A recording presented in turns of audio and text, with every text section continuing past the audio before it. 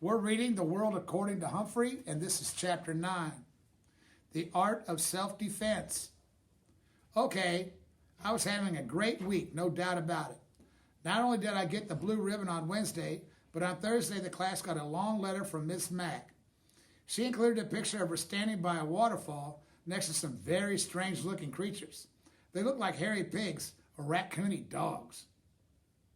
"Those are coatis," Mrs. Brisbane said, reading from the letter, pronounced coatis. The coatis looked weird. Miss Mack looked gorgeous, especially with all the red, yellow, and orange flowers surrounding her. How I wish I could be there with her, except maybe for the fact that those croaties might not be hamster-friendly. At the end of her letter, Miss Mack wrote, "So farewell to all my wonderful friends in room 26, especially the small one with the big heart, Humphrey." Sigh, sigh, sigh. Though the thought of Miss Mack made me happy, the weekend was coming up soon, and I always felt a little nervous about where I'd be spending it. When it was decided on Thursday that I was going home with Miranda Golden, I was so excited. I only got an 83% on my vocabulary test. Sayeth got 100%. I know because this time when Miss Brisbane asked who got 100%, she raised her hand. I always figured that Miranda lived in a castle because she reminded me of a fairy tale princess in disguise. Wherever it was, it had to be wonderful if Miranda lived there. Well, Miranda's home wasn't exactly a castle, but it was very tall. Miranda lived in a fourth-floor apartment with her mom and her big dog, Clem. We had to take an elevator to get there. The apartment was nice. The mom was nice. Clem was not nice. Let me explain. Miranda has a small bedroom, and her mom let me stay there right on the desk. To welcome me, the two of them did a complete clean out of my cage. "I'll bet nobody's done this for a while," said Miranda's mom, and she was right. Pretty soon, I felt like a brand new hamster. Suddenly, Clem bounded into the room, a big mass of yellow fur poking his huge nose right up against my cage. His wet nostrils were like two eyes staring in at me, and he snuck out a giant tongue that came at me like a tidal wave. Luckily, the cage protected me. "Mom," Miranda yelled, "please get Clem out of here." Thank heavens Mom took Clem out for a walk in the park while Miranda showed me her room. She held pictures of her friends and family up to the cage so I could see. Her dad, her stepmom, her grandparents in Florida. Next, Miss introduced me to her goldfish, Fanny. She wasn't much of a conversationalist. I squeaked, "Nice to meet you, Fanny," and she said, "Blub." I was thinking about how wonderful it would be to live with Miranda all the time when Clem returned from the park and galloped into the room. "Clem, stay out," Miranda shouted, but Clem just wagged his tail and barked. Miranda closed the door, so the dog had to stay outside, but we could still hear him whining and crying like a baby out in the hall. Still, just being with Miranda made everything seem golden until her mom called her to go shopping. Miranda protested. Good girl, but Mom didn't want her to stay inside on such a nice day. She had no choice, unless she was rude to her mom, which Miranda never would be. "I won't be gone long," Miranda told me, "and I'll make sure the door is shut tightly so Clem can't get in." Everything would be all right, I assured myself. After all, Miranda said so. I was all set to get in a good daytime snooze. But as soon as the door of the apartment closed, Clem started whining outside the room. I could hear his big paws up on the door, trying to push it open. I was a little nervous, but Miranda had assured me I'd be all right. After all, she wouldn't be gone long. Then I heard it, the slight turning of the doorknob as Clem flung herself at the door repeatedly. What a barbarian he was. Suddenly, the door swung open, and Clem burst in and ran straight at my cage. I tried to distract him by spinning on my wheel. I could do that for hours if necessary. I thought the spinning wheel might even hypnotize him, like in an old movie I'd seen with Miss Mack. Miss Mack, where was she when I needed her? But apparently all that spinning just excited Clem more. He started barking at me, but I couldn't understand a word he said. "Now cut that out," I squeaked at him. That just seemed to make him more hot and bothered.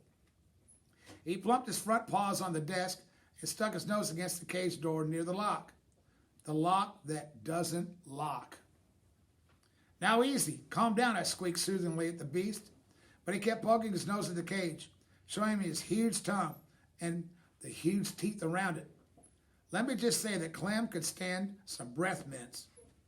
He poked the lock again and again. I knew if he jiggled enough, the door would swing open and I'd be history. Poor Miranda would never know what had happened to me. She might even cry. I couldn't stand the thought of Miranda crying. I hopped back on my wheel and started spinning with all my might, hoping to buy some time. Clem pulled back for a moment and stared at the wheel going round and round. Let me just say I'm glad that Clem was about 2 quarts low in the brain department. Whew, I'm a good spinner. But I was getting worried about how long I could keep it up when Golden Miranda rushed in. She never looked more beautiful to me than at that moment. Clem, stop it, she shouted in a very firm voice. Bad boy. Clem raced to her side, wagging his tail. Miranda's mom dragged old Clem out of the room and closed the door behind her. Whew. Miranda was very sorry. She opened the cage and reached in to pick me up. Poor Humphrey, she said, hugging me. She set me on her desk and stroked me gently with one finger. I'm so sorry, Humphrey, so sorry. Oh, I don't know what felt better, the petting or Miranda's soothing words. Miranda felt so terrible about what had happened, she let me play on her desk. She lined up books all along the edges so I wouldn't fall off. Then she let me wander around and see the sights. A desktop is a very interesting place, in case you've never explored one. Miranda's desktop had a big cup of hearts all over it. The cup was filled with pencils. Ah, pencils smelled so sweet. She had a round silvery container of paper clips and a square purple container of rubber bands. She had lots of paper in a pink box, and she had a great big fat dictionary. I could really use one of those. I wonder if they make doll-sized dictionaries that can hide behind a hamster's mirror. Miranda giggled as she watched me check things out. Then I tried to climb into the paperclip box. She stopped me with her finger. No, Humphrey, those would hurt you.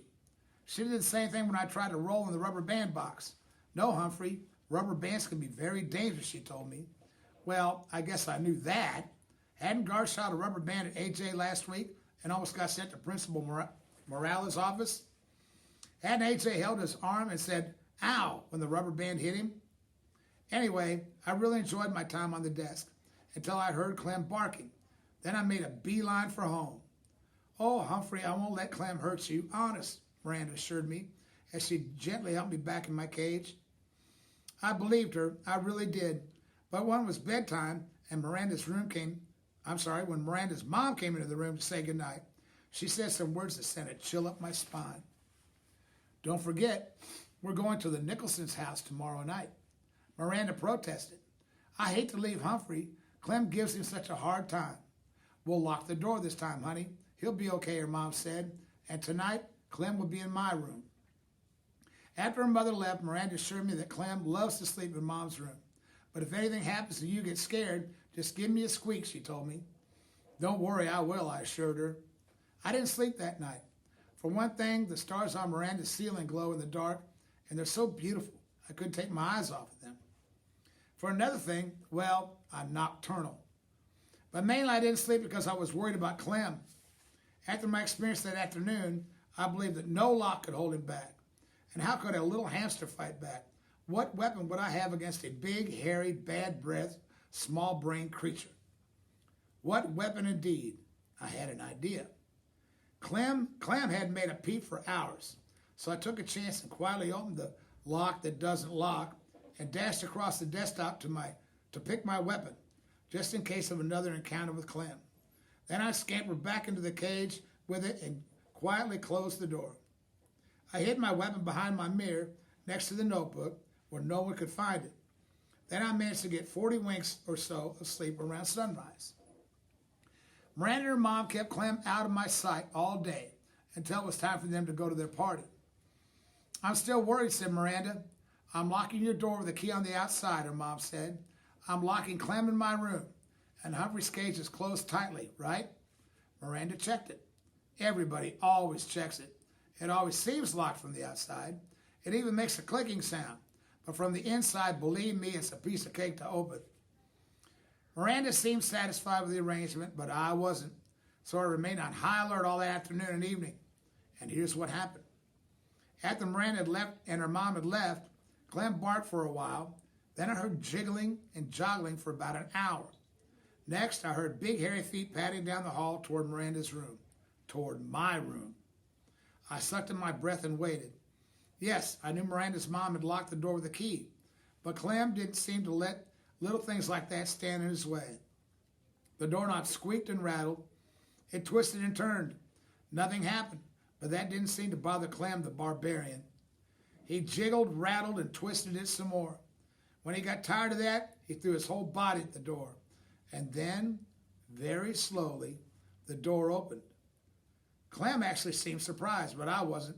I had spent the last 2 hours carefully preparing for this moment. Now that my heart wasn't going thump, thump, thump very loudly, even Fanny the fish seemed nervous. Clem trotted right up to the cage and stuck his big wet nose up against it. "Stay away. Keep your distance," I squeaked. "I'm warning you." Clem wasn't discouraged one bit. "Woof," he barked, sending a foul cloud of doggy breath my way. I didn't even flinch. He barked a few more times and then began poking his big nose against the cage door. I wondered if he actually knew the lock was broken. The time had arrived to put my plan into action.